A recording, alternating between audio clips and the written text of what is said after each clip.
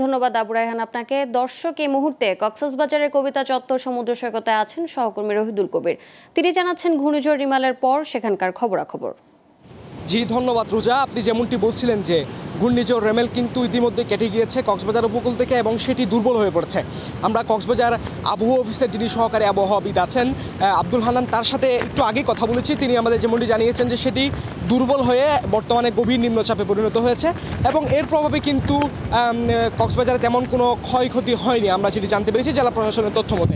আমি কিন্তু এই মুহূর্তে অবস্থান করছি কক্সবাজার সমুদ্র সৈকতের যে কবিতা চত্বর পয়েন্ট আছে সেখানে। এখন কিন্তু আমরা যদি একটু দেখানোর চেষ্টা করি যে সাগরের যে ঢেউ সেটির যে তীব্রতা সেটিও কিন্তু কমে এসছে এবং সেটি কিন্তু এখন অনেকটা বলা চলে যে বালিয়ার দিকে দূরে চলে গিয়েছে এবং কক্সবাজার সমুদ্র সৈকতে কিন্তু যে দর্শনার্থী তাদের আনাগোনাও কিন্তু বেড়েছে।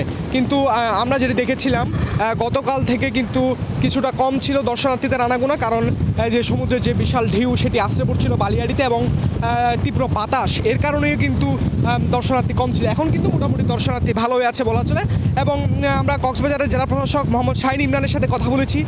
তিনি আমাদের যেমনটি জানিয়েছেন ক্ষয়ক্ষতির পরিমাণ এখনও কিন্তু কী পরিমাণ ক্ষয়ক্ষতি হয়েছে তা নিশ্চিত করা যায়নি, তবে বেশি ক্ষয়ক্ষতি হয়নি বলে তিনি আমাদের জানিয়েছেন। কারণ কক্সবাজারের মহেশখালী যেটি আছে দ্বীপ উপজেলা মহেশখালী, সেখানে কিন্তু বেড়িবাঁধ কিছুটা ক্ষতিগ্রস্ত হয়েছে এবং ক্ষতিগ্রস্ত হয়ে কিছুটা পানি সেখানকার গ্রাম প্লাবিত হয়েছে, কিন্তু সেটির সাথে সাথেই সেখানকার পানি নেমে গিয়েছে এবং কক্সবাজারে যে আশ্রয়কেন্দ্রগুলো ছিল সেখানে কিন্তু যে সকল আশ্রিত মানুষজন ছিল তারাও কিন্তু ইতিমধ্যে বাড়িঘরে চলে যাচ্ছে। এবং আমরা মৎস্য অফিস সংশ্লিষ্ট তথ্য মধ্যে যেটি জানতে পেরেছি আগামীকালকে বিকেলের নাগাদ কিন্তু যে মৎস্য ট্রলারগুলো আছে সেগুলো কিন্তু সাগরে পুনরায় মাছ ধরতে যাবে।